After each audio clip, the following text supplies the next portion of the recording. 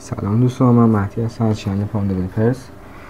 اومدیم با قسمت جدید از آموزش ها و این قسمت بهتون عملگره ها رو آموزش میدیم. عملگره ها یا اکسپرشن ها چی هستن؟ مثل جمع، تفریع، ضرب، تقسیم، باقی مانده گرفتن و اینجور چیزا. فقط هم اینا نیستن. مثلا چند تا عملگره مقایسه‌ای داریم، مثل کوچکتر مساوی، مساوی، بزرگتر مساوی، کوچکتر بزرگتر، یا نامساوی. حتی عملگره منطقی مثل مخالف، شرط یا، شرط و دیگه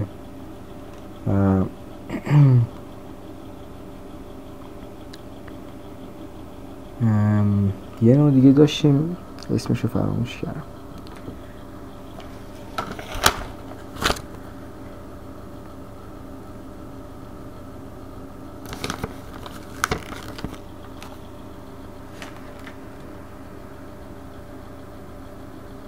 عملگره ترکیبی.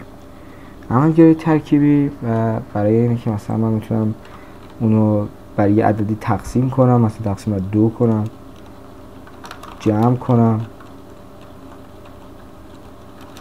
منها کنم، یا حتی ضرب کنم. اینجور عملگره هست. یا میتونم همونو به یه عدد تغییر بدم، مثلا به 1. خب این مقدمه بود. من سریع میرم که با مثال بهتون نشون بدم. مثلا من تست رو به اضافه 1 یه شرط میذارم. if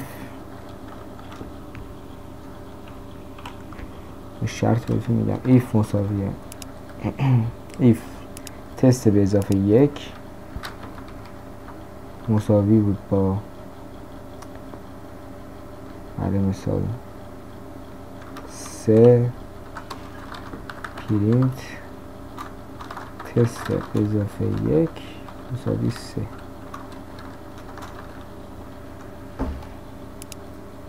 نگاه کنید عدد ما 2 بود، 2 رو به اضافه 1 کنه، خب قطعا میشه 3. عدد 3 رو بهمون داد. یا من مثلا حتی میتونم بنویسم ما بدون شرط میذاریم، چون شرط رو یاد نگرفتید هنوز.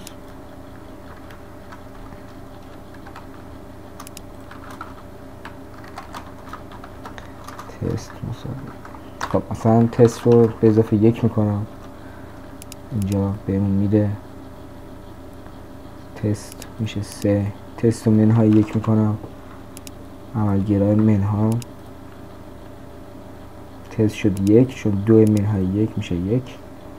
یا ضرب میکنم، ضرب در مثال 10 که 20 رو به ما میده. بعد دیگه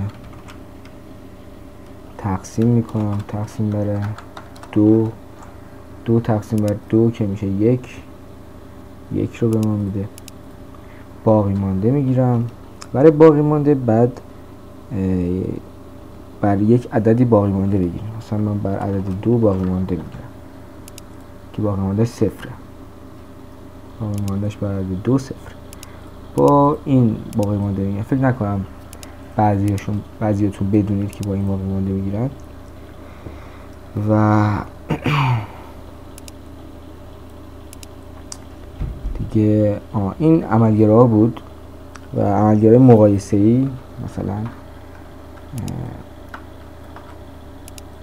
این تست مساوی 2، این یعنی تست با 2 مساوی یکسان هست، با 2 تا مساوی که یعنی آره 1 یعنی یکسانه.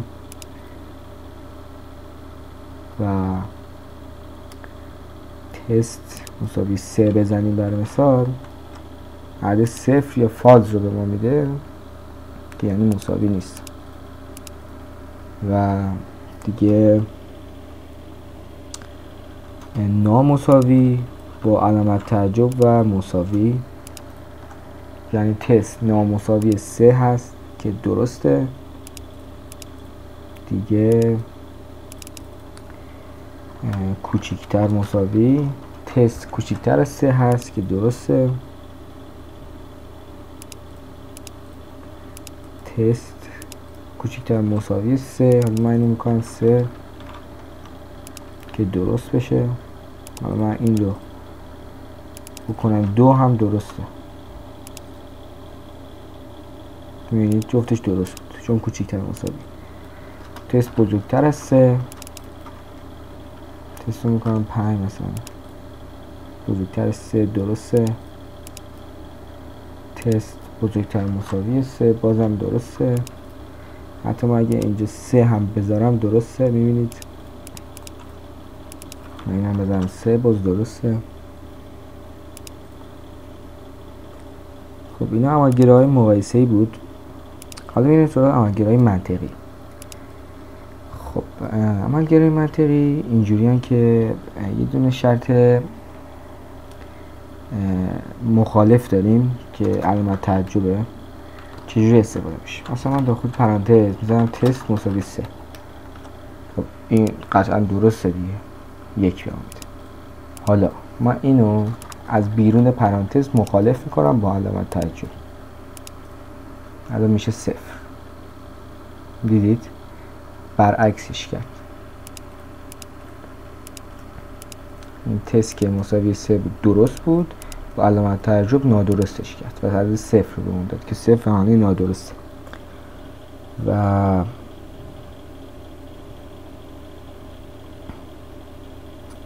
دیگه توی منطقی ها جز این چیزای دیگه هم هست، مثل شرط یا، مثلا بگیم تست مساوی 3 یا تست مساوی 4. اینجوری که میاد میگه خب تست اگه 3 بود تروش کن، یا که این شرط یا استفاده نمیشه الان چون تست ما 3 هست. ولی اگه تست رو 4 کنیم میگه که خب تست مساوی 3، خب این درست نیست، میرم سراغ شرط بعدیت، تست مساوی 4، این درست، خب شرط تو درست انجام میدم. پس میام اینجا کامپایل میکنم،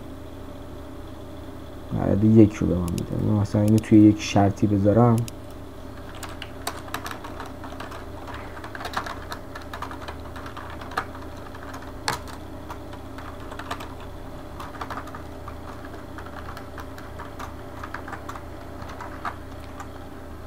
من داخل یه شرط گذاشتم اگه تست 3 یا 4 هست، 4 یا 3 هست. ولی اینو مثلا من اگه 5 بکنم، چون نه 3 نه 4 دیگه، بس اینجا اینو برام پرینت نمیکنه چون شرطش ترو یا به معنی 1 نبود. ترو و 1 جفتش یکی هم در است. شرط ما درست نبود یا ترو نبود چون نه 3 بود نه 4 بود. اومد امتحان کرد گفت تست مساویه با 3 نبود، یا خب این شرط نادرست بود، میرم سراغ شرط بعدی، تست مساوی 4، این هم نبود، پس شرطت اشتباه، یعنی این شرط انجام نمیشه و این رو پرینت نمیکنه دیگه. شرط منطقی و مثلا و باید جفت شرط درست بشن، یا یک کدومش درسته مثلا یا جفتش درسته و حتما باید جفتش درست باشه. خب یعنی چی؟ خب مثلا میگم تست مساوی 3 و تست مساوی 4 که اصلا امکان نداره. مثلا من حتی این 3 هم بزنم این ممکن نیست که اصلا یه متغیر 2 تا عدد بشه. من اینو کامپایل کنم قطعا 0 هم میده یا معنی نادرست. قطعا یا 3 یا 4. خب مثلا میتونم بنویسم 3 یا مثلا اینو بنویسم کوچیکتر از 4، چون عدد 3 هم کوچیکتر از 4 هم مساوی 3 و اینجا عدد 1 رو برام پرینت میکنه. اگه ببینید که میبینید خیلی راحته، فقط باید تمرین کنید. و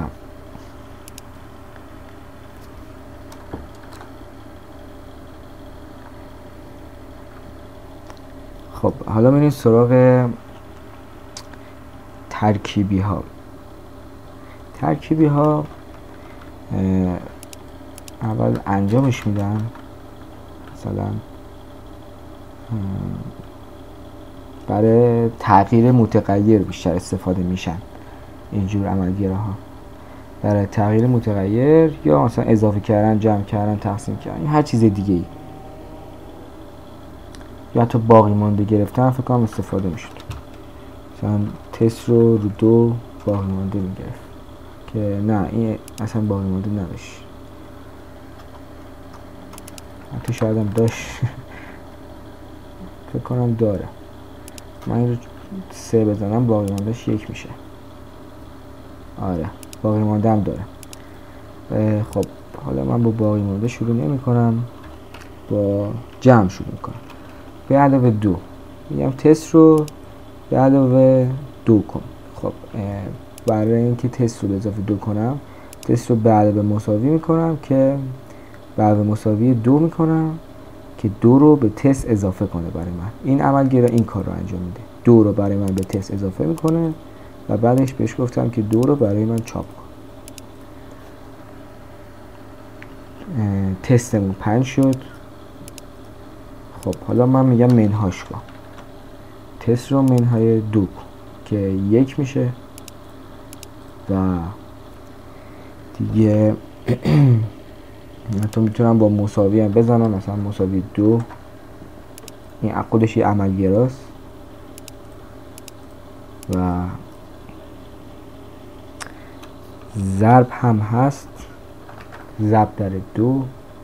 این برای این استفاده میشه که ما نیایم این کارو کنیم، من مثلا ننویسیم تست مساوی تسته چه میدونم ضرب در 2. این دقیقا همینه ولی خیلی بهتر و سریعتر و راحت تره. این دوتا هیچ فرقی نداره. خب تست ضرب در 2 که 3 ضرب در 2 میشه 6 و تست تقسیم بر 2 اینو باید 4 کنم که میشه عدد 2. 4 تقسیم بر 2 میشه 2 و ضرب در تقسیم بر باقی مانده، باقی ماندهش بر 2 که 0 باقی مانده 4 بر 2. مثلا یه عدد مثلا 5 بزنم باقی مانده 1 میدونم، باقی مانده 1. مثلا 10 بزنم 19 باقی مانده 9 میده. اینم از این. خب و اینم از عملگراهامون. نکنم چیزی جا گذاشته باشم. همه رو بهتون گفتم. خیلی ممنون که دارید تماشا کردید و من سعی میکنم براتون زود به زود ویدیو بذارم، فقط ممنون میشم حمایتم کنید. خیلی ممنون. خدا نگهدار.